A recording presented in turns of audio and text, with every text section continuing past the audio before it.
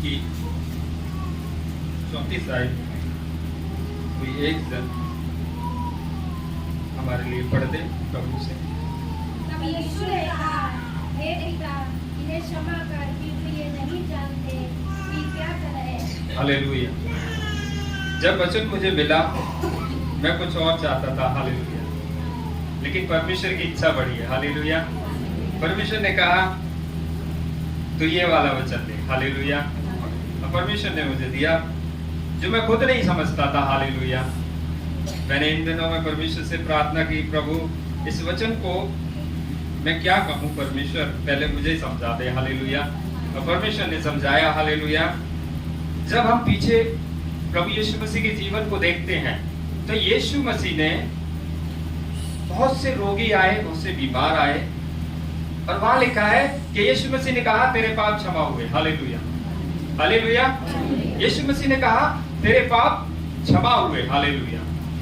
इसके अंदर भेद है, हालेलुया। पहला ये कि यीशु मसीह एक दास के रूप में अपने आप को प्रकट करता है, हालेलुया।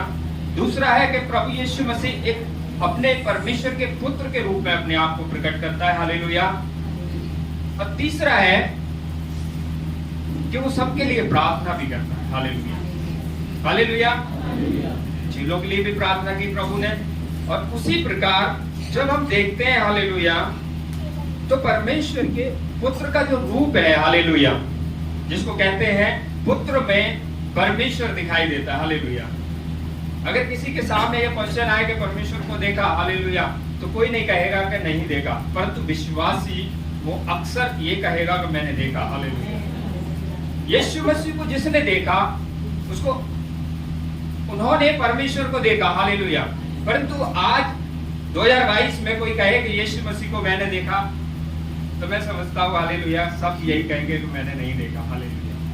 परंतु आत्मा कहती है, हालेलुया, कि यीशु मसीह को हर कोई देखता है, हालेलुया। वो कौन सा रूप है, हालेलुया, जो यीशु मसीह को देखते हैं, हालेलुया, वो है परमेश्वर के दास, हालेलुया। क्योंकि परमेश्वर उस समय इजरायलियों के सामने यीशु के रूप में था, हालेलुया, शारीरिक रूप में, हालेलुया, और सब देखते थे, हालेलुया, और सब उसकी सुनते थे, हालेलुया। आज भी वो ऐसा ही होता है और ऐसा ही होता रहेगा, हालेलुया। लेकिन परमेश्वर अपने दास के रूप में, हालेलुया, वो प्रकट होता है, हालेलुया। इसीलिए जब ये परमेश्वर ने प्रार्थना की उस क्रूस पर, हालेलुया, जब मत्ती 27 अध्याय उसकी 35 आयत में जब इसी वचन को जब हम पढ़ते हैं तो वहां मत्ती ने केवल इतना लिखा है कि उन्होंने चिट्ठियां बांट ली, आपस में कपड़े उसके बांट लिए, हालेलुया। वचन यही है, हालेलुया। लेकिन वहां लिखा है, हालेलुया, क्यों ऐसा लिखा है? क्योंकि वो उससे पहले क्या कर रहे थे? मसीह को हंसी और ठट्टों में उड़ा रहे थे, हालेलुया। वो निंदा कर रहे थे प्रभु की, हालेलुया। और आज भी, हालेलुया, मसीह की निंदा हो रही है, हालेलुया। वो कैसे हो रही है, हालेलुया? वो आत्मिक रीति से जब हम देखते हैं कि जब परमेश्वर के दासी जब परमेश्वर का प्रचार करते हैं, जब वचन का प्रचार करते हैं, जब वो बताया जाता है, तो आज भी बहुत लोग सुनते हैं परंतु बहुत से नहीं सुनते, हालेलुया। एक दिन मैं सभा में बैठा था और मुझे झपकी आ रही थी, हालेलुया। मैंने अपने आप को देखा और मैंने कहा ये तो बुरा है, हालेलुया, क्योंकि वो लाइन मिस हो गई, हालेलुया। मैंने क्या किया? जाने अनजाने में मैंने क्या किया? परमेश्वर की निंदा की, हालेलुया, हालेलुया। कैसे की मैंने? क्योंकि मैंने परमेश्वर के दास की नहीं सुनी, हालेलुया, हालेलुया। उसी प्रकार अदृश्य रूप में हम परमेश्वर की बहुत सी बातों में हम निंदा कर बैठते हैं, हालेलुया, हालेलुया। और हम किसकी नहीं सुन रहे हैं? यीशु मसीह की। और जब हम ऐसा करते करते बहुत समय गुजार देते हैं और पेड़ हुआ, निकला भूमि से, ऊपर आया और उसमें फल ही नहीं लगे, फूल भी नहीं लगे, और परमेश्वर आया और उसने देखा, हालेलुया, वो पेड़ है, वो नहीं जानता, हालेलुया, परंतु हम वो जीवन रूपी पेड़ हैं, हालेलुया। हमें एहसास होना चाहिए कि हमें फल क्यों नहीं लगे, हालेलुया। और यदि हम बढ़ गए और सब कुछ हो गया, हालेलुया, बहुत से तो सूख जाते हैं, बहुत से झड़ जाते हैं, यानी कि उस जीवन के विषय में बात नहीं हो रही, हालेलुया, वो तो हट गए, हालेलुया।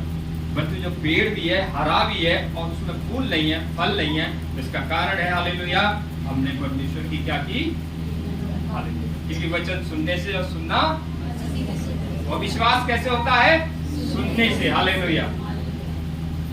एक व्यक्ति आया हालेलुया परमेश्वर के पास, हालेलुया, वो अपने बेटे को हालेलुया परमेश्वर के पास लाया और प्रभु के चेलों ने प्रार्थना की और वो चंगा नहीं हुआ, हालेलुया। अंत में जब वो यीशु मसीह के पास आया तो उसने ये कहा कि प्रभु मैंने तेरे चेलों को बोला परंतु ये उसे ठीक ना कर सके, हालेलुया। यीशु मसीह ने कहा हे अल्पविश्वासी हो, मैं कब तक तुम्हारे साथ रहूंगा, हालेलुया, हालेलुया। एक शब्द आया प्रभु के मुख से निकला, अल्पविश्वासी हो, हालेलुया। वो क्यों चंगा नहीं हुआ, हालेलुया? क्योंकि उसके पास क्या नहीं था, प्रभु के सामने उस पिता ने कहा प्रभु तू ठीक कहता है, हमारे अविश्वास का उपाय कर। और ये बात जब वो कह रहा था वो बहुत ही गिड़गिड़ाकर प्रार्थना की उसने परमेश्वर से, तब वो क्या पाया, उसका बेटा तुरंत ठीक हो गया। ये जो क्षमा थी क्रूस पर, हालेलुया, ये यूं ही नहीं प्रदान होगी, हालेलुया। विशेषकर उस जीवन के लिए जो वचन परमेश्वर के पुत्र के द्वारा जो कहा गया वो उसको ग्रहण नहीं कर रहा, हालेलुया। और समय बीत रहा है, हालेलुया। एक हवा तेज आंधी की समान वो समय बीतता जा रहा है। मैं आज इस वेदी पर खड़ा हूँ, ये बिल्कुल ऐसा है जैसे कल गुड फ्राइडे निकला और आज आ गया, हालेलुया। मैं कैसे समय में हालेलुया अपने आप को फील कर रहा हूँ, हालेलुया, कि प्रभु कल ही तो गया था, हालेलुया, और आज आ गया फिर से, हालेलुया। इतनी स्पीड से आया गुड फ्राइडे, हालेलुया, 1 वर्ष के बाद, हालेलुया। और जब मैं परमेश्वर से इस विषय के लिए और प्रार्थना किया, मैंने कहा परमेश्वर, हालेलुया, क्या कारण है? तो प्रभु ने मुझे कुछ वचन दिए, हालेलुया। वचन में लिखा है क्षमा ना पाने का वो क्या कारण था कि इजरायली बहुत सी भीड़ लगे। मैं रेफरेंस में बता रहा हूँ, मैं 2 या 3 वचन बस आपके सामने रखूंगा, हालेलुया, समय के अनुसार, हालेलुया। और बहुत लोग थे, हालेलुया, इजरायली, और वो अपनी हट पर चलते रहे और परमेश्वर का दास उनसे परमेश्वर से कहता रहा प्रभु इन्हें क्षमा कर। और परमेश्वर ने कहा था कि मैं क्या करूंगा, इनको क्षमा कर सकता। हम जानते परमेश्वर का वचन सच्चा है, बहुतों ने क्षमा पाई और बहुत से नष्ट हो गए। अंत में परमेश्वर ने कहा तू इनके लिए मुझसे प्रार्थना ना कर, हालेलुया, हालेलुया। क्योंकि मुकदमा अब किसके पास था, परमेश्वर के हाथों में, हालेलुया। अब पुत्र ने क्या कर दिया, वो अथॉरिटी को पिता के हाथों में सौंप दिया। इससे पहले सब चंगे हो रहे थे, सब बीमार रोगी ठीक हो रहे थे, हालेलुया। पहले पहल हम चंगाई पाते हैं, परमेश्वर के दास प्रार्थना करते हैं, हालेलुया। वो किसी से नहीं कहते हालेलुया तुम क्या गुनाह करके आए हो, हालेलुया। हम सभी जानते हैं अंदर हमने क्या किया, लेकिन जब हम आते हैं, कैसा भी रोग क्यों ना हो, कैसी भी बीमारी क्यों ना हो, कैसी भी कंडीशन क्यों ना हो, परमेश्वर के दास प्रार्थना करते हैं और ठीक हो जाते हैं। उस समय ये शब्द नहीं आता, हालेलुया, क्योंकि उस समय वो कौन सी आशीष हम पाते हैं, वो आशीष वो है जब पुत्र के अधिकार से मिली गई, हालेलुया। जब यीशु मसीह ने कहा तेरे पाप क्षमा हो गए, प्रभु के दास ने कहा प्रभु चंगा कर, हालेलुया, चंगे हो गए, हालेलुया। हे पिता चंगा कर, चंगे हो गए, क्षमा पाई। इसको दूसरे शब्दों में क्षमा पाई, हमने उद्धार पाया, हालेलुया, छुटकारा पाया, हालेलुया। ऐसा कोई नहीं आता, हालेलुया, जबकि ये परमेश्वर के दास कहते हैं प्रभु हालेलुया इन्हें क्षमा कर, हालेलुया। वो खुद क्षमा कर देते, हालेलुया, हम क्षमा पाते। लेकिन उस जीवन की बात है जो सुनकर अनसुना कर रहे हैं, समय बिता रहे हैं, हालेलुया, और फल नहीं आ रहे, हालेलुया। परमेश्वर देख रहा है, हालेलुया। हम मुकदमा परमेश्वर के हाथों में, लेकिन फिर भी आशीष है, हालेलुया। परंतु ये आशीष अब कब मिलने वाली, हालेलुया? मरकुस 9:24, हालेलुया। हम सभी हालेलुया, हालेलुया।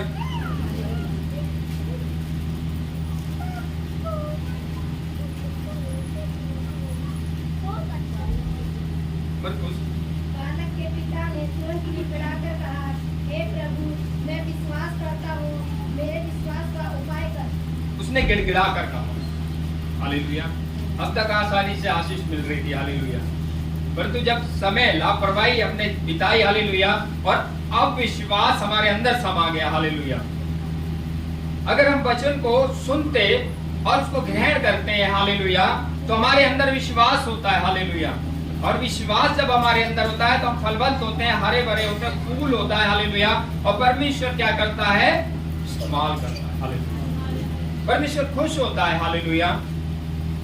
लेकिन इस समय, हालेलुया, उस पिता ने अपने पुत्र की चंगाई के लिए गिड़गिड़ा कर विनती की, हालेलुया, क्योंकि विश्वास कर्म बिना अधूरा है। एक व्यक्ति विश्वास के साथ आया और उसने क्या किया? यीशु मसीह के, जब यीशु मसीह प्रचार कर रहे थे एक घर में, तो उसकी खपड़ेल को हटाकर, और वो खाट पर एक रोगी था, और उसको उस खाट पर लेकर उसे लटका दिया। और वो क्या हुआ? प्रभु यीशु मसीह ने क्या कहा? हालेलुया। तो ये विश्वास वाला है, हालेलुया। और उस विश्वास के द्वारा वो ठीक हो गया। यानी कि उन्होंने ऐसा क्या किया था जो प्रभु को अच्छा लगा था? हम सभी जानते हैं, वो कपड़े लटा दी, और उनका इतना बड़ा विश्वास था कि वो प्रभु के सामने भी अगर उसको प्रकट कर देंगे तो वो ठीक हो जाएगा, हालेलुया। जबकि वो विनती करते और रुकते या इंतजार करते तो यीशु मसीह घर से बाहर भी आता, हालेलुया। परंतु उनका विश्वास ऐसा था कि वो कर्म के साथ प्रकट होता है, हालेलुया, क्योंकि विश्वास कर्म बिना, हालेलुया। हम सुनते तो हैं, हालेलुया, परंतु मुझे नहीं लगता, हालेलुया, जब मैं सुनता था और मैं 6 दिन डुबकी लगा लेता था, क्योंकि मैं कर्म नहीं करता, हालेलुया। और एक दिन मेरे जीवन में एक आंधी आई, हालेलुया, फिर बस कर्म ही था, हालेलुया, जो मुझे फल देता, क्योंकि ना कमी सुनाने की ओर से है, ना कमी, हालेलुया, परमेश्वर की ओर से है, हालेलुया। कमी थी कि झपकी आ रही थी। वो आलस आ रहा था घर में कि बाइबल रखी है, लेकिन मुझसे पढ़ा नहीं जा रहा, हालेलुया, कल पढ़ लूंगा, हालेलुया, हालेलुया। सांसारिक जो शारीरिक भोजन है, मैं समझता हूँ कि कल मैंने शायद कभी छोड़ा नहीं होगा कि कल मैं खा लूंगा, लेकिन वचन के विषय में अगर मैं ये सोचा तो मुझे बहुत दुख हुआ, हालेलुया। क्योंकि बीते समय में, हालेलुया, अगर मैं ऐसा सोच मेरे अंदर आई तो मैंने ये देखा कि प्रभु ये बुरा है, हालेलुया।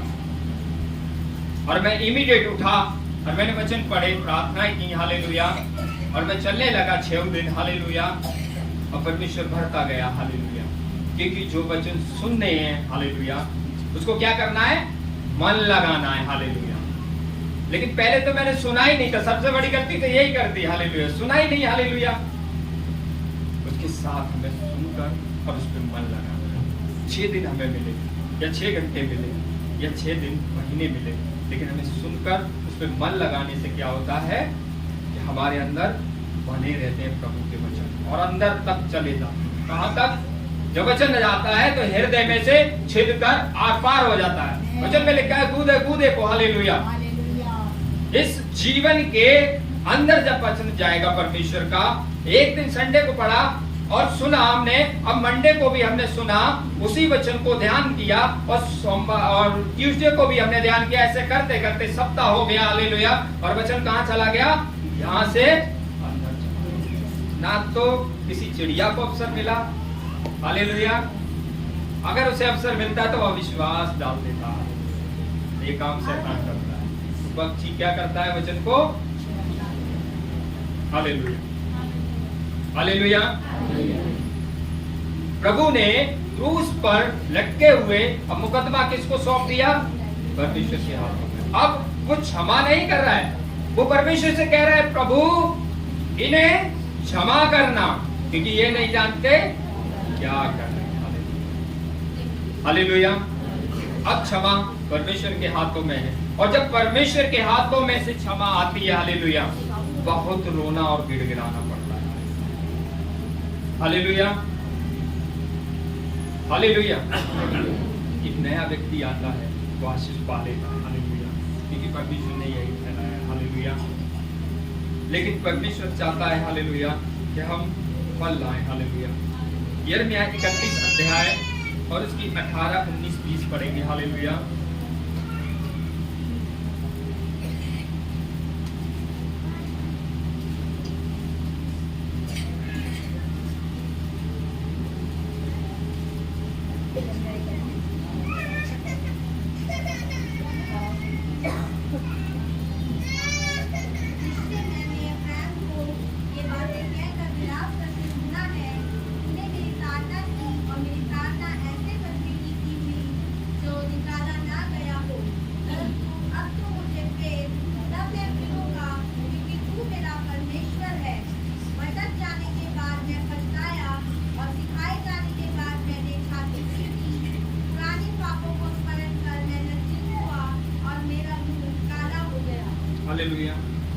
Hallelujah, hallelujah. अब क्षमा एफ्रेम को इस प्रकार, हालेलुया, क्योंकि वो उस समय क्या नहीं कर रहा था, परमेश्वर की नहीं सुन रहा था। हालेलुया। जब वो पीछे पड़ते हैं, हालेलुया, तो क्या हुए, परमेश्वर की ना सुनने के कारण वो बंधुआई में गए। हालेलुया। वो बड़ी पीड़ा में गए, बड़ी कठिनाई में गए। एक दिन आप परमेश्वर का वचन जब यहाँ से बताया जाता है, आप सुन रहे हैं, और यदि नहीं सुन रहे हैं कोई बात नहीं, हालेलुया, लेकिन एक दिन आप बंधुआई में जरूर जाएंगे। हालेलुया। वचन का ना सुनना, उस पर ध्यान ना देना, किसी भी प्रकार से लापरवाही करना, हालेलुया, हमारे लिए अविश्वास अंदर आएगा, और जब हमें जरूरत होगी तब हम उस बंटारे में से विश्वास को नहीं पाएंगे। हालेलुया। और हमें घटी उठानी पड़ेगी। हालेलुया। बहुत से ये सोचते हैं, हालेलुया, कि मैं घर में बाइबल पढ़ रहा हूँ, मैं वचन पढ़ रहा हूँ, मैं प्रार्थना कर रहा हूँ, सब ठीक है। हालेलुया। गैप कर जाते हैं संडे से। हालेलुया। और कई बार तो परमेश्वर के दास जब हमें समझाते हैं, हालेलुया, हम उस पर मन नहीं लगाते। हालेलुया। हम साधारण समझ जाते हैं। हालेलुया। परमेश्वर के दास एफ्रेम को, इस्राएल को समझाते रहे। बीच में परमेश्वर कहता है, हालेलुया, भविष्यवक्ताओं के द्वारा वो अगुवाई करता आया, और बहुत से नबियों, बहुत से भविष्यवक्ताओं के द्वारा वो चिताता आया, परंतु उन्होंने उसकी ना सुनी। हालेलुया। फिर क्या हुआ, वो कठिनाई में गए। अब एफ्रेम छाती पीट रहा है, अब रो रहा है, अब गिड़गिड़ा रहा है उस परमेश्वर से जिस परमेश्वर ने पहले कहा, मैं तुझे आशीष करूंगा। हालेलुया। जो आसानी से आशीष मिलने वाली थी, हालेलुया, अब वो कठिनाई में हो गई। हालेलुया। क्योंकि सुनकर अनसुना किया, या फिर सुनाई नहीं। हालेलुया। जबकि आ गई। हालेलुया। लाइन मिस हो गई। हालेलुया। और 6 दिन बाइबल घर में रही, लेकिन क्या, कल पढ़ लूंगा, परसों पढ़ लूंगा। हालेलुया। एक सप्ते में बहुत कुछ शैतान अंदर डाल देता। अभी मैंने बीते दिनों में घर में शैतान का एक काम देखा जो आलस्य था। हालेलुया। मैंने परमेश्वर से कहा, प्रभु ये कैसे दूर होगा। हालेलुया। मुझे बहुत चिंता हुई इस विषय में। हालेलुया। प्रभु ने कहा, आराधना कर। हालेलुया। जो मैंने अब तक नहीं की। हालेलुया। आराधना कर। हालेलुया। और मैं मन ही मन करने लगा। हालेलुया। बल पाने लगा। हालेलुया। क्योंकि आलस का घर के अंदर होना सही नहीं। विश्वासियों के जीवन में, विश्वासियों के घरों में। हालेलुया। और मैं आखिरी वचन, हालेलुया, मैं एक रेफरेंस में बताना चाहता हूँ। प्रभु के वचन में लिखा है, यूहन्ना 14 अध्याय और उसकी 24 आयत में लिखा है, हालेलुया, ये वचन किसका है, पिता का है। एक जगह प्रभु यीशु मसीह ने कहा, जो मैंने तुमसे कहा है, यूहन्ना 6 अध्याय उसकी 64 और 65 में लिखा है कि परमेश्वर ने कहा, जो मैंने तुमसे कहा है वो जीवन और आत्मा है। हालेलुया। यीशु मसीह का वचन है। और यहाँ लिखा है, यूहन्ना 14 अध्याय उसकी 24 में लिखा है, परमेश्वर का वचन है। हालेलुया। जो वचन परमेश्वर का है वो परमेश्वर के दास का है। जो वचन परमेश्वर के दास का है वो परमेश्वर का है। हालेलुया। सुनकर अनसुना ना करें। हालेलुया। और उस पर मन लगाएं प्रतिदिन। हालेलुया। चाहे वो कोई भी बात क्यों ना हो जो परमेश्वर के दास ने हमें कही है, क्योंकि हमने यीशु मसीह को सच में नहीं देखा, परंतु बाइबल कहती है कि यीशु मसीह को हर एक ने देखा। हालेलुया। हमने देखा यीशु मसीह को। हालेलुया। उस रूप में जो इजराइलियों ने देखा, पुत्र के रूप में, परमेश्वर के दास के रूप में हम यीशु मसीह को देखते हैं, शारीरिक रूप में। हालेलुया। हालेलुया। इससे पहले कि मुकदमा बहुतों का परमेश्वर के हाथों में चला जाए, फिर आशीष, वो शांति, वो आनंद, वो क्षमा आसानी से नहीं मिलेगा। फिर यही शब्द होगा कि कोई हमारे लिए प्रार्थना करे, हालेलुया, कोई हमारे लिए क्षमा मांगे, या फिर हम खुद गिड़गिड़ाएं, हालेलुया। और जब गिड़गिड़ाहट होगी तो मैं समझता हूँ हृदय, आत्मा, शरीर, प्राण, लहू सब इधर उधर बिखर जाएगा, हालेलुया। एक ऐसा रोना आएगा जीवन में, एक ऐसी कठिनाई आएगी आपके जीवन में कि आपको कुछ अच्छा नहीं लगेगा, बस ये कि परमेश्वर तू दया कर, हालेलुया, और दया मिलेगी, हालेलुया। लेकिन उससे पहले, हालेलुया, उस समय तक हम गुजरे, हालेलुया, हमें ठीक नहीं है, हालेलुया, जब समय को बिताएं, हालेलुया। इब्रानियों 3 का 17 और 19 में लिखा है, हालेलुया, कि वो क्या हुए, अपने मन की हट पर चले, इसीलिए वो क्या हुए, ढेर हुए, हालेलुया, वो क्षमा नहीं पाए, हालेलुया, हालेलुया। आज क्षमा के विषय में, हालेलुया, हमने पढ़ा है, हालेलुया। आज समय है बहुतों के पास कि आसानी से क्षमा पा लें, हालेलुया। और जो पेड़ फूल और फल नहीं लगे उनके लिए बड़ी कठिनाई है, हालेलुया। बड़ा रोना अप्रैल के समान, बड़ा गिड़गिड़ाना होगा, हालेलुया, हालेलुया, क्योंकि भक्ति का भेद बड़ा है, हालेलुया। हम परमेश्वर के सामने आज ही उन बातों के विषय में जो अब तक हमने निंदा परमेश्वर की हो, जाने अनजाने में अब तक सुनकर अनसुना किया हो, या कोई भूल की हो हमने, हम अपने जीवन को जांच लें, हालेलुया। हम अपने आप को परमेश्वर के उस आईने के सामने रख दें कि प्रभु मुझे बता, इसमें फल है, पेड़ है, हरा है या नहीं है, हालेलुया।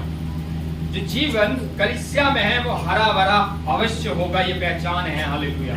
उसमें शांति होगी, कठिनाई में वो शांत होगा, और तमाम विपत्तियों में वो प्रार्थना करने वाला होगा, वो तमाम कठिनाइयों में विश्वास के साथ चलने वाला होगा, प्रभु के वचन को थामने वाला होगा, हालेलुया, हालेलुया।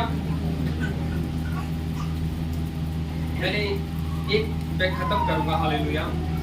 एक बार मैंने क्या सुना, हालेलुया, कि किसी के जीवन में कुछ कठिनाई आई, हालेलुया।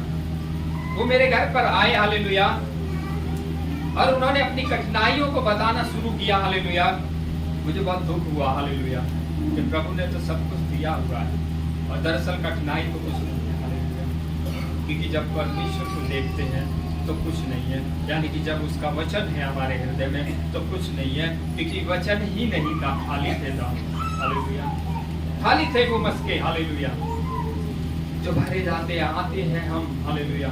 मगर सोचिए, मैं बैठा हूँ और मुझे झपकी आ गई, हालेलुया, ऐसी ही बहुत सी लापरवाही, ऐसी ही बहुत सी बातें आती हैं, वो वचन मिस हो जाता है, हालेलुया, वो लाइन हट जाती है। हम अपने आप को जांचते रहें और बार बार सोचें कि सत्य को क्या बचा, बार बार सोचें कि प्रभु के दास ने क्या कहा, बार बार सोचें, हालेलुया, क्योंकि मैंने यहीं से प्रभु की आत्मा ने जो कहा था, मैंने सुना था बीते दिनों में, हालेलुया, कि वचन तो प्रचार हो रहा है परंतु वचन जा नहीं रहा, हालेलुया। इस पिलर में अगर मैं कील ठोकूं तो बहुत कठिनाई होगी, बिल्कुल ऐसा है, कठोर हृदय है, हालेलुया, वचन जा नहीं रहा, हालेलुया। प्रभु का आत्मा बड़ा कोशिश कर रहा है, हालेलुया, बहुत ही, हालेलुया, दया के साथ बरस रहा है, हालेलुया, बहुत से हृदयों में वो आ रहा है, हालेलुया, परंतु हृदय इस पिलर के समान कठोर है, हालेलुया। मैंने एक दिन परमेश्वर के सामने अपना हृदय निकाल के रख लिया, मैंने प्रभु लिख दे, इस पे लिख दे, क्योंकि मिटेगा नहीं, मैं लिखूंगा तो मिट जाएगा, परंतु तू लिखेगा तो नहीं मिटेगा, हमको कर्म करना है, कुछ ऐसा परमेश्वर को अच्छा लगे, हालेलुया। धन्यवाद हो वचन के लिए परमेश्वर ने दिया, हालेलुया, क्योंकि विश्वास कर्म बिना कुछ कर्म ऐसा तो मरियम ने किया, अपना इत्र परमेश्वर देखना चाहता है, हालेलुया, कि हमारा क्या ऐसा कर्म है जिससे परमेश्वर खुश हो, हालेलुया, क्षमा बड़ी दया के साथ आए, हालेलुया। प्रभु यीशु मसीह के कहने से वो क्षमा हम पाते हैं, प्रभु के दास के कहने से हम क्षमा पाते हैं, वो कह देते हैं, परंतु ये हम ही जानते हैं कि हमने सुना या नहीं सुना, हालेलुया। प्रभु का धन्यवाद हो, प्रभु सुंदर वचन को बड़े और समझाने के आशीष दें, हालेलुया। इस अध्याय और कुछ आयतें मैं पढ़ूंगा 39 से लेके और 43 तक। जो कुकर्मी वहां लटकाए गए थे उनमें से एक ने उसकी निंदा करके कहा, क्या तू मसीह नहीं? तो फिर अपने आप को और हमें बचा। इस पर दूसरे ने उसे डांट कर कहा, क्या तू परमेश्वर से भी नहीं डरता? तू भी तो वही दंड पा रहा है और हम तो न्यायानुसार दंड पा रहे हैं, क्योंकि हम अपने कामों का ठीक फल पा रहे हैं। पर इसने कोई अनुचित काम नहीं किया।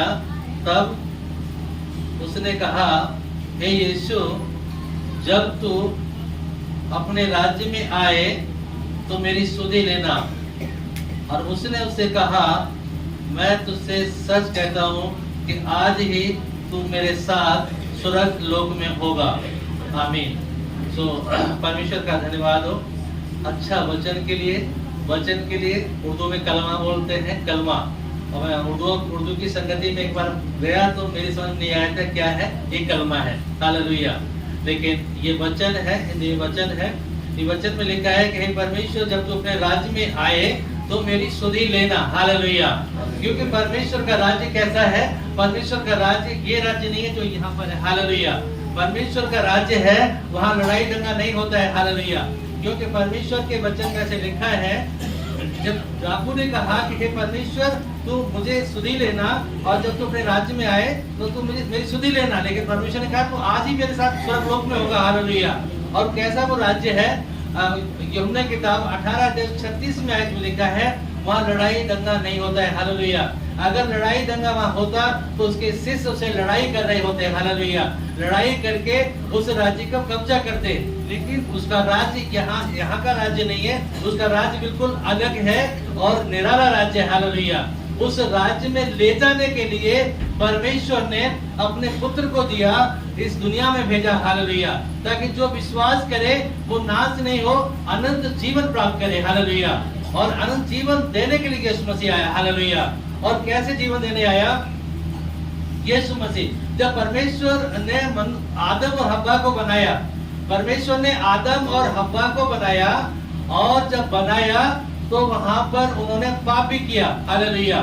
वहां उन्होंने पाप किया, और जब पाप किया, जब पाप बढ़ गया, तो इस पाप को मिटाने के लिए हजारों वर्ष पहले भविष्यवाणी हुई थी, और उसे पूरा करने के लिए यीशु मसीह आया। हालेलुया।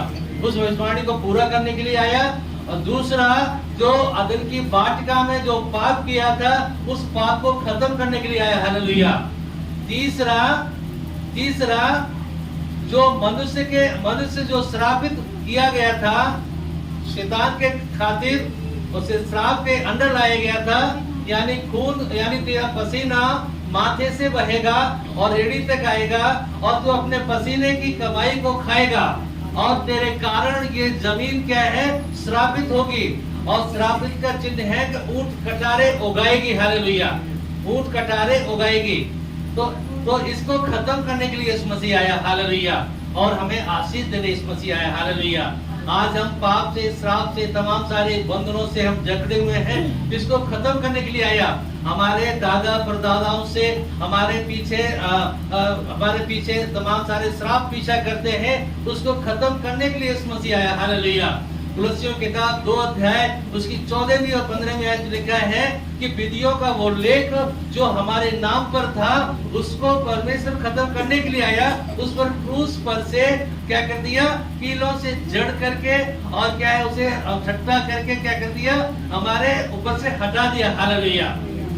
और जब यीशु मसीह क्रूस पर लटकाया गया था, तो उस समय हमारे पापों के बोझ को लिए हुए थे। हालेलुया। हमारे पापों के बोझ को लिए हुए थे। हालेलुया। और जब लिए हुए थे, उस दौरान में अंधेरा हो गया। हालेलुया। एक पापी जब पाप करता है तो कहाँ करता है? उजाले में पाप नहीं करेगा, अंधेरे में पाप करेगा। हालेलुया। जब उसने हमारे गुनाहों का बोझ अपने ऊपर ले लिया,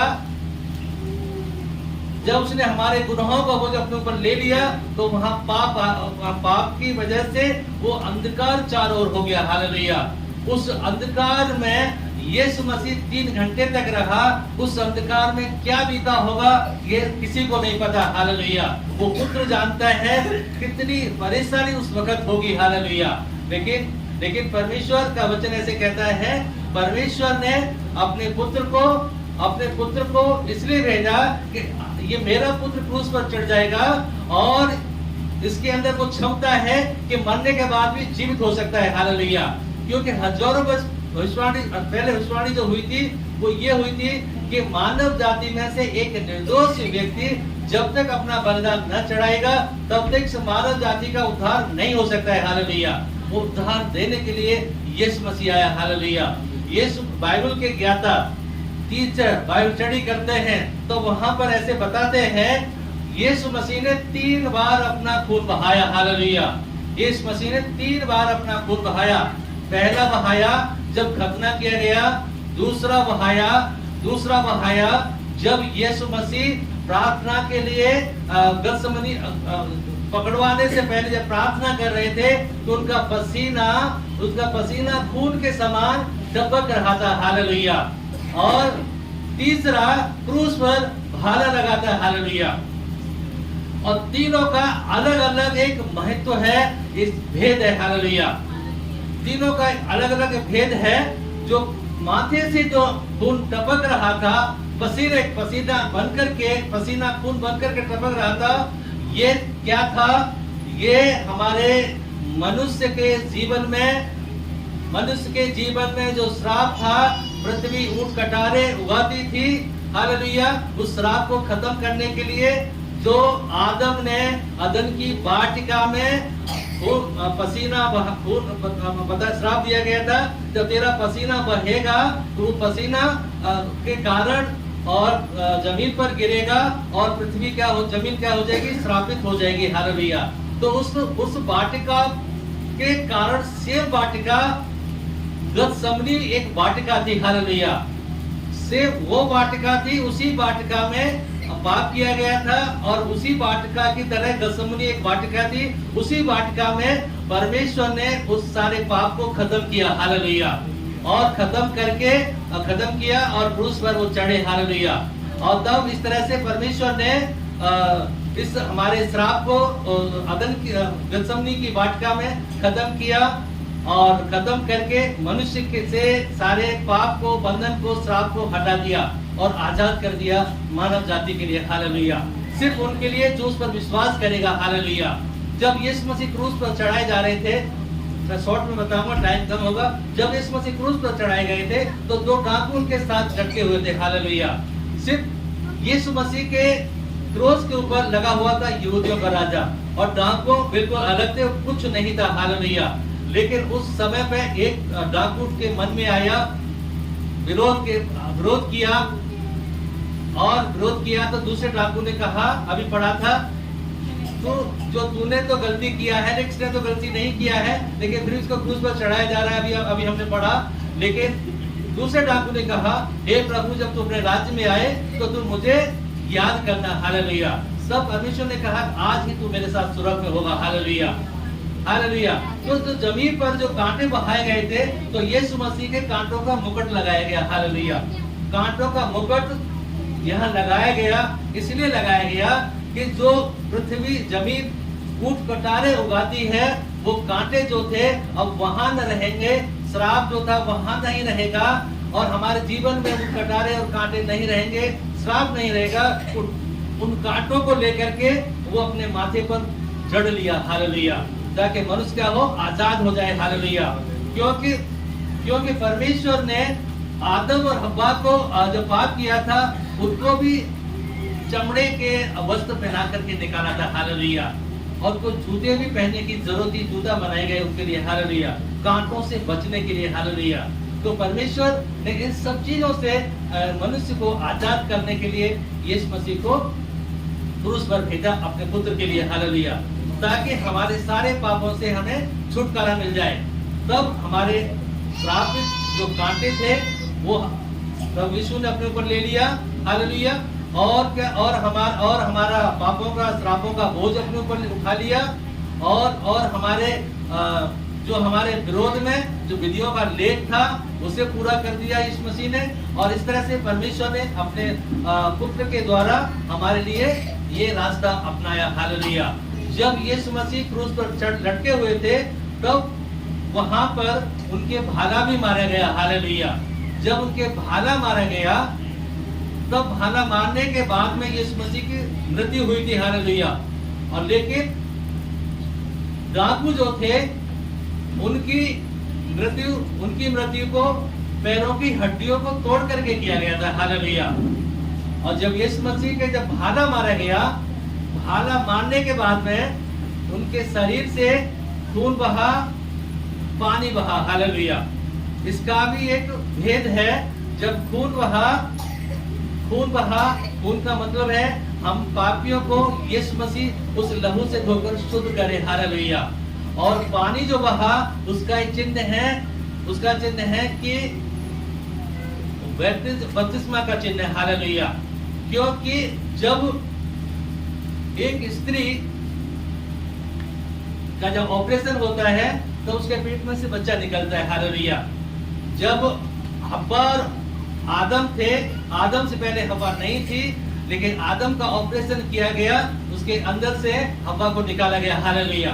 पसली को निकाला गया और स्त्री तैयार की गई, हालेलुया। और ठीक उसी प्रकार से यीशु मसीह के जब भाला मारा गया तो उनके भाला लगने के बाद में उनके अंदर से कलीसिया उत्पन्न हुई, हालेलुया, हालेलुया। ये कलीसिया उत्पन्न हुई। और जो कलीसिया जो आज हम जो बैठे हैं, इस कलीसिया को यीशु मसीह ने पानी निकाला और लहू दिया वहां से, ताकि लहू से धोकर शुद्ध करे और पानी में डुबकी लेकर बपतिस्मा ले, हालेलुया। इस तरह से परमेश्वर ने कलीसिया को तैयार किया। आज के दिन से परमेश्वर ने ये कलीसिया तैयार हुई, हालेलुया। और आज के दिन परमेश्वर ने शैतान को पैरों तले कुचल दिया, हालेलुया, हालेलुया। उसके सर को कुचल दिया यीशु मसीह ने, हालेलुया। प्रकाशित वाक्य किताब जो पढ़ते हैं वहां पर लिखा है एक अजगर होता है और आकाश में क्या है, तारों को अपनी पूंछ से गिरा देता है, हालेलुया। ऐसा पढ़ा होगा, आपने पढ़ा है? हाँ, पूंछ से तारों को गिरा देता है, हालेलुया। पूंछ से क्यों गिराता है? हालेलुया, क्योंकि उसके सिर को तो पहले ही कुचल दिया गया था, हालेलुया। उसके सिर को पहले ही यीशु मसीह ने कुचल दिया, इसलिए उसके मुंह में ताकत न रही, अब ताकत रही पूंछ के लिए, हालेलुया। अब ये पूंछ परमेश्वर ने कलीसिया को दे दी है। इसको कितना प्रार्थना करना है, कितना उपवास करना है, कितना प्रभु में समा जाना है, हालेलुया।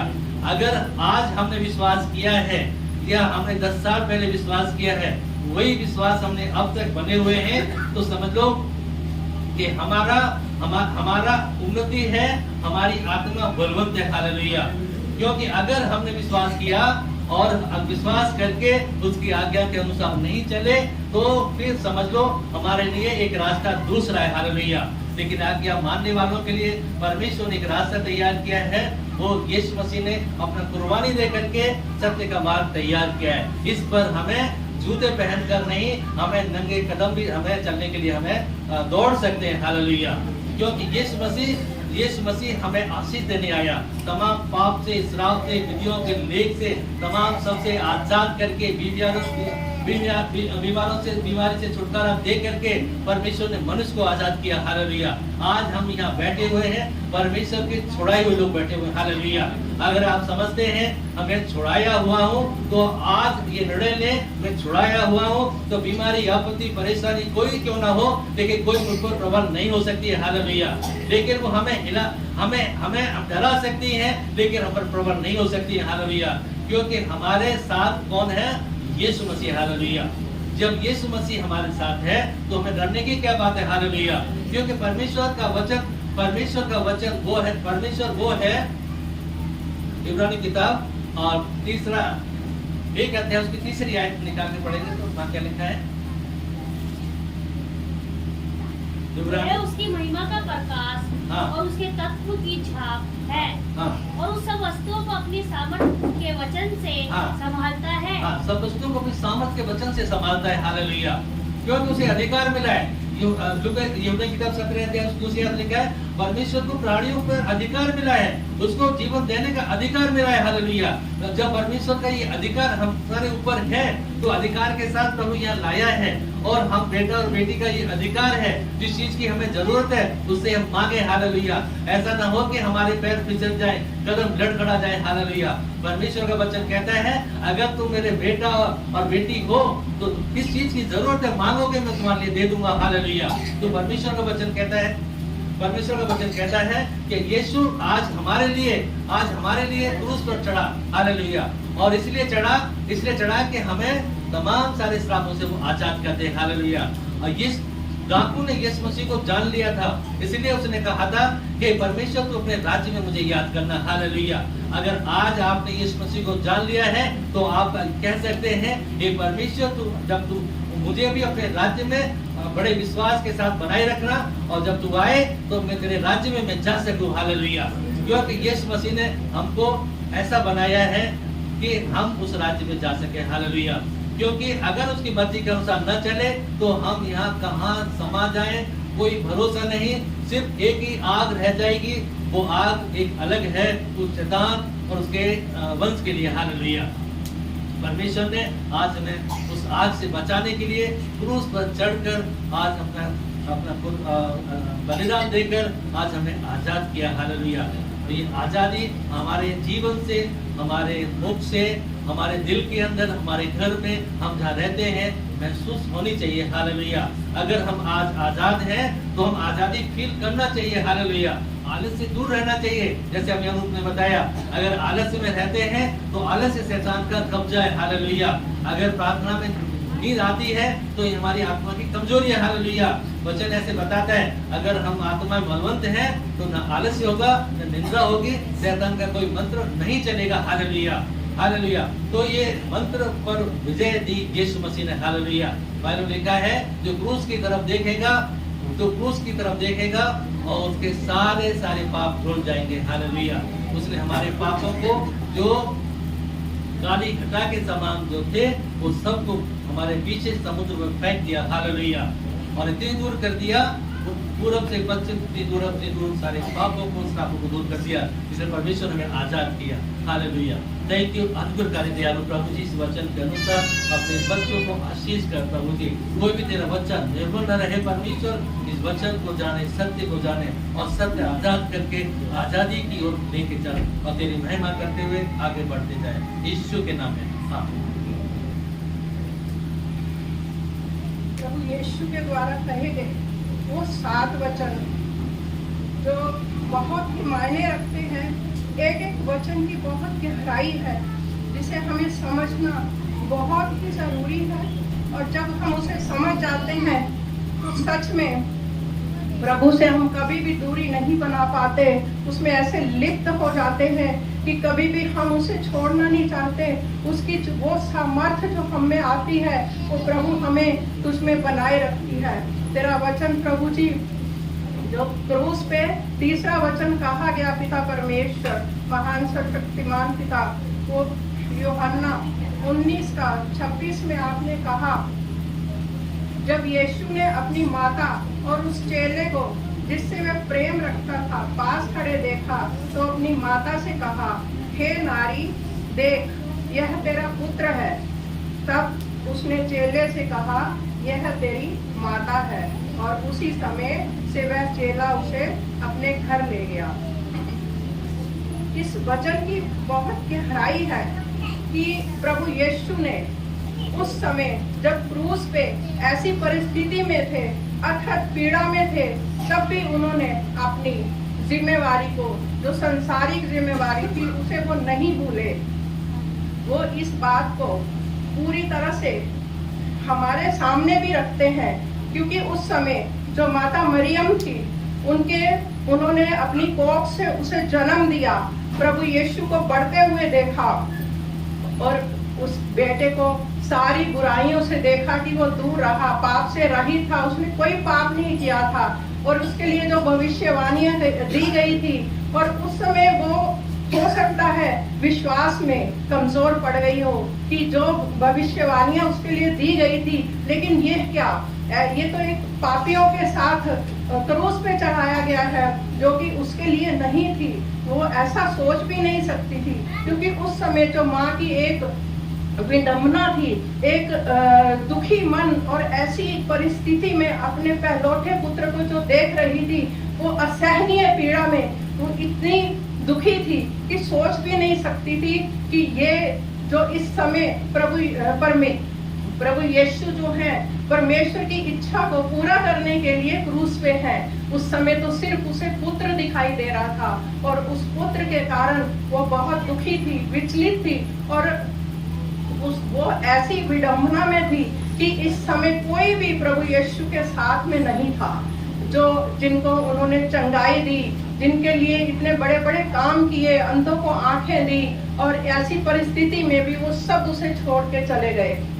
लेकिन एक माँ और दूसरा चेला यूहन्ना, जिससे बार बार वचन में नए नियम में आया है कि वो उसे बहुत प्रेम करता था। एक ही उन्होंने 12 चेलों को चुना और बहुत से ऐसे चेले थे, 70 चेले उसके बाद में चुने, लेकिन उस समय ऐसी परिस्थिति में कोई भी उसके पास नहीं था, सब उसे छोड़ के चले गए। खास तौर से वो पतरस, जिसके लिए यहूदा के लिए परमेश्वर ने कहा था तुझ पे मैं अपनी कलीसिया बनाऊंगा, वो भी उन्हें छोड़ के चला गया। ऐसी परिस्थिति में ये अनुभव करना, उसकी अंतर आत्मा माँ की किस तरह से तड़प रही होगी कि जिस पुत्र को उसने बढ़ते देखा और सोचा कि ये मेरा अंत समय में सहायक होगा, मुझे पूरी तरह से मेरी रक्षा करेगा, मुझे देखेगा, और पाल पोस के उसको बड़ा किया। लेकिन ऐसा कभी नहीं सोचा था कि ये परिस्थिति आएगी। उस माँ ने उस प्रभु यीशु को इस तरह से अपने आंखों के सामने नहीं देख सकती थी। और ऐसी पीड़ा में जब यीशु मसीह थे, उनके भाला पेट में ठोका गया और उन्हें लहू की धारा बह रही थी और अथक पीड़ा में थे, लेकिन ऐसी परिस्थिति में भी उन्हें अपनी जिम्मेवारी का एहसास था, जो उन्होंने 10 आज्ञाओं में भी कहा कि अपने माता पिता की आज्ञा का पालन करना और उनके अनुसार चलना। यहाँ ऐसी पीड़ा में उन्होंने इस संसारिक जो उनकी जिम्मेवारी थी, उन्होंने उसको निभाया। और पास में पहला पात्र जो थे उनकी माँ थी और दूसरा पात्र यूहन्ना था, जिससे उन्होंने कहा कि ये तेरी माता है। और उसी समय यूहन्ना उन्हें अपने घर ले गया। वो नहीं चाहते थे कि जिस परिस्थिति में वो है, उनकी माँ उस दुख को देखे, उस परिस्थिति को देखे, और इसलिए उन्होंने अपनी उस जिम्मेवारी को भी निभाया। जब यहाँ पे एक प्रश्न उठता है कि इतने सारे लोगों के होने के बावजूद उनके घर के लोग भी जो थे भाई थे, और बहुत से ऐसे लोगों को जिन्होंने उन्हें शिफा दी, चंगाई दी, और कोई ऐसा नहीं था जिसको वो अपनी माँ की जिम्मेदारी दे सकते। लेकिन यूहन्ना को ही क्यों दी? यूहन्ना को इसलिए दी कि जितने भी चेले थे उस समय सब चले गए उन्हें छोड़ के। ऐसी परिस्थिति में एक वो ही चेला ऐसा था जो वहां पे क्रूस के तले खड़ा था, और उसको इतनी गहराई से प्रभु के भीतर प्रभु उनके समाये हुए थे कि उनकी जो सांसें उखड़ी हुई थी उनको भी वह महसूस कर पा रहा था। प्रभु यीशु ने इन सारी बातों से ये सिखाया कि अंत समय तक तुम विश्वास में जो बना रहेगा वो ही मुकुट को पाएगा। वो एक यूहन्ना सिर्फ ऐसा था जिसने अंत समय तक भी प्रभु का साथ नहीं छोड़ा। उन्होंने देखा कि एक यही ऐसा मेरा चेला है जो कि मेरी माँ की जिम्मेदारी को अच्छे से निभा सकता है, इसीलिए उन्होंने यूहन्ना को चुना, अपनी माँ की जिम्मेदारी दी। और इतिहासकार कहते हैं कि लास्ट तक, जब तक वो रहा 12-13 साल, उन्होंने यीशु की माता का पूरी तरह से ध्यान रखा। और दूसरी बात यह भी समझ में आती है कि यूहन्ना को इसलिए चुना क्योंकि वो आत्मिक था। और एक जगह बताया गया है, जब यीशु प्रचार कर रहे थे तो वहां पे कुछ लोगों ने आके यीशु से कहा कि बाहर तेरे माता और भाई तुझे तेरा इंतजार कर रहे हैं। लेकिन उन्होंने कहा कि ये जितने लोग बैठे हैं ये सब मेरे भाई, मेरी माता और मेरी बहन है। लेकिन जब तक हो सकता है उस समय यीशु की माता जो मरियम थी वो भी यीशु को आत्मिकता में शायद ना पहचान पाती हो। उस दिन से उन्होंने ये सोचा और यीशु को अपना उद्धारकर्ता स्वीकार करके उनमें बढ़ी और उनको जाना। शायद यही कारण था कि वो भी वहां खड़ी थी, नहीं तो अगर आत्मिकता में वो भी नहीं होती तो शायद वो भी वहां नहीं होती, चाहे वो एक माँ थी। लेकिन दूसरी बात उन्होंने ये बताई कि जो भी हो, यूहन्ना की रीति तो उन्होंने 12 चेलों से हट के समझा और अपनी माता का जो है उनका जिम्मेवारी दी। और ये बात ये भी सिखाती है कि आज हम जो संसारिक हैं, पिता ने क्रूस पे होके अपनी इस जिम्मेवारी को जो परमेश्वर ने उन्हें माँ के रूप में दी थी, और कोई भी ऐसा संसार में नहीं था जो वो उनके जो जन्म लिया उनके अंग थे एक, लेकिन फिर भी उन्होंने अपने पिता की आज्ञा के अनुसार अपनी माँ की जिम्मेवारी जो दी और ये भी सिखाया। उन्होंने वहां पे कहा कि हे नारी। अब कई बार हम सोचते हैं कि उन्होंने हे नारी शब्द क्यों यूज किया, क्योंकि वो माँ भी कह सकते थे, वो बहुत कुछ इन चीजों के लिए कह सकते थे कि मतलब नारी जो है एक शब्द ऐसा है जो एक अनजान के लिए इंसान कहता है, लेकिन वो माँ जिसने पेट से जन्म दिया उसके लिए ऐसा प्रयोग क्यों किया।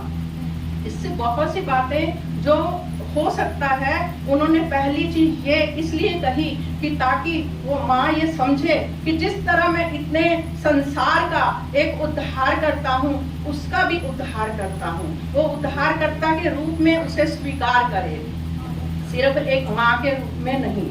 और दूसरी बात यह भी हो सकती है कि यीशु मसीह ने चाहा कि जिस तरह संसार में लोग नया जन्म लेते हैं, नया जन्म पाते हैं बपतिस्मा लेके, वो भी उस रूप में आके उसमें जन्म ले और उसे स्वीकार करे, क्योंकि वो नहीं चाहते थे कि जिस माँ ने उन्हें संसार में लाए वो पाप में रह के या बिना उद्धार पाए वो प्रभु के मुकुट को, परमेश्वर के मुकुट को ना पा सके। इसलिए उन्होंने ऐसा उससे कहा और उन्होंने ये दिखाया कि जिस तरह ये सब मेरे बेटे बेटियां हैं, वो भी एक बेटी के रूप में उनके जीवन में है, ये भी उन्होंने दिखाना चाहा, ताकि संसारिकता में हो के भी वो आत्मा में उसे एक उद्धारकर्ता के रूप में स्वीकार करे। जो एक उद्धारकर्ता और पापी का रिश्ता होता है, वो रिश्ता भी उसका परमेश्वर यीशु के साथ है, प्रभु यीशु के साथ में है। इसी रिश्ते से उन्होंने मरियम और उसके रिश्ते को संबोधित किया, वो आत्मिकता के रिश्ते में उसे संबोधित किया, हे नारी, हे नारी, ये तेरा पुत्र है। और उसके बाद यूहन्ना से कहा, ये तेरी माता है। ऐसी परिस्थिति में एक माँ को की जिम्मेवारी उन्होंने यूहन्ना से दी, अपनी जिम्मेवारी से उन्होंने अपने मुंह को नहीं मोड़ा। ऐसी परिस्थिति जब हम लोग कभी आज के संसार में जैसे बेटे बेटियां हैं, कुछ परिस्थिति उनके जीवन में ऐसी आती है तो सबसे पहले वो माँ बाप को भूल जाते हैं, माँ को जिसने जन्म दिया उसके लिए बहुत ऐसी चीजें कर जाते हैं जो कि नहीं करनी चाहिए। इसी तरह से परमेश्वर ने ये दिखाया कि अगर तुम संसार में आके जय पाना चाहते हो, जो परिवार मैंने तुम्हें दिया है उसके प्रति भी तुम्हारी जिम्मेवारी है। तुम ये नहीं कहो कि मुझे परमेश्वर की नजदीकी में जाना है तो इन जिम्मेवारी को मैं छोड़ दूं। परमेश्वर ने कहा इन जिम्मेवारियों को करते हुए तुमने मेरी नजदीकी में आना है। बहुत सी ऐसी परिस्थितियों में तुम्हें ऐसा लगेगा, ये नाटने वाली बात होती है अपने परिवार की जिम्मेवारी से। जब उससे नाटना होता है तो कहते हैं कि हम तो बहुत से ऐसे हैं जो कि अपने घर परिवार को छोड़ के जंगलों में पहाड़ों में चले जाते हैं, लेकिन नहीं, परमेश्वर ने कहा कि जो जिम्मेवारी, जो परिवार मैंने तुम्हें दिया है उसको निभाते हुए मेरी नजदीकी में आना है। चाहे मैं प्रायोरिटी हूँ तुम्हारी, मैं प्रायोरिटी हूँ, लेकिन प्रायोरिटी को लेते हुए सबसे पहले तुमने अपने परिवार की जिम्मेवारी को निभाना है। जब तुम उसको नहीं निभा पाओगे तो मेरे नजदीकी में आके, जो कि एक सकरा और कठिन रास्ता है, उसको कैसे निभाओगे। इसलिए वो परिवार में कुछ ऐसी परिस्थितियां आती हैं, वो आने देता है ताकि उसमें तुम और मजबूत बन सको। जब उसमें मजबूत बनोगे तो प्रभु भी आने में मजबूत बनोगे, क्योंकि प्रभु के आने का रास्ता, उसके नजदीक जाने का रास्ता इतना इजी नहीं है।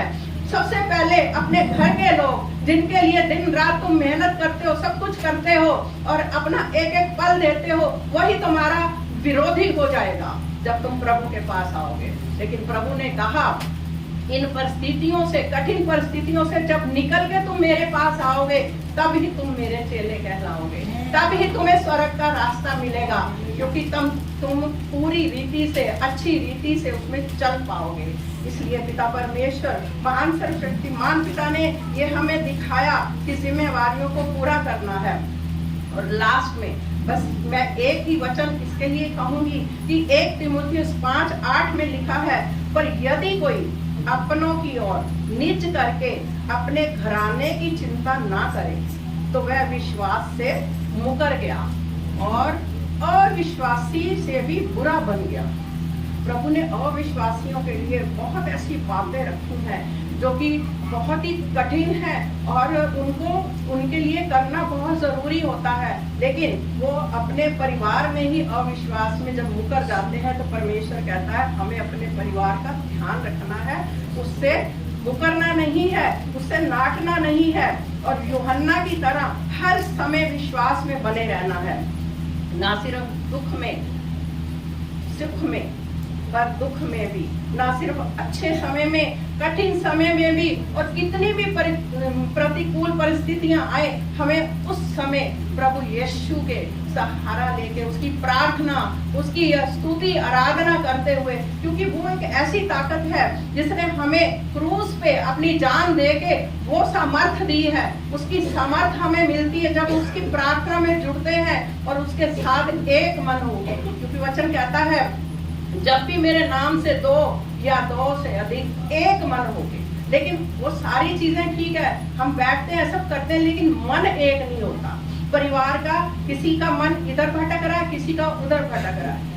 एक परिवार में बैठ के जब हमारे दास, प्रभु के दास बताते हैं, पास्टर जी बताते हैं कि परिवारों में जो ऐसी प्रार्थनाएं हैं उनको कभी मिस नहीं करो, और एक समय ऐसा बांधो कि जब पूरा परिवार एक मन हो के उसकी प्रार्थना करें, और उस प्रार्थना में जो सामर्थ प्रभु की क्रूस पे हमारे लिए जो बलिदान दिया गया, वो जो बहाई गई है हमारे लिए, उंडेली गई है, वो तभी आएगी, तभी पूरा परिवार शांति पाएगा और उद्धार पाएगा, जब पूरी रीति से हम अपने परिवार से होके प्रभु के बीच में उसके पीछे चलेंगे। प्रभु यीशु के नाम से इस सारी प्रार्थना को मैं मांगती हूँ, और ये अपने पारिवारिक जीवन में, आत्मिक जीवन में सदा विश्वास योग्य बने रहना, अपने जिम्मेदारियों के प्रति, परिवार के प्रति, यीशु के प्रति, तब उनका वचन ये पूरा होगा। क्या वचन? प्राण देने तक विश्वास योग्य रहे तो तुझे जीवन का मुकुट मिलेगा। यस मेरे प्रिय भाई बहनों, आज का संदेश क्रूस पे एक माँ की सुरक्षा के लिए और एक अपने चेले के लिए, चेले को क्या मिला? विश्वास पाके प्रभु का विश्वास मिला, उसके बेटा होने का अधिकार, उसने अपना बेटा उससे बनाया, तभी तो अपनी माँ की जिम्मेदारी दी। इसलिए प्रभु के इस वचन को पूरा करने के लिए कि प्राण देने तक एक विश्वास योग्य रहे तो मैं तुझे जीवन का मुकुट दूंगा। वो मुकुट हम तभी पा सकते हैं जब हम पारिवारिक जिम्मेवारियों को निभाते हुए प्रभु के पीछे चले, और उसके लिए जो उसने हमें क्रूस पे अपने परिवार के प्रति वो आज्ञा दी कि अपने परिवार को इस तरह से नहीं छोड़ना है, जिम्मेवारियों को निभाते हुए मेरे पास आना है, उसके इस वचन के द्वारा हम वो सारी चीजों को पूरा करें और परमेश्वर के पीछे चलें। प्रभु यीशु के नाम से मैं मांगता हूं। आमीन।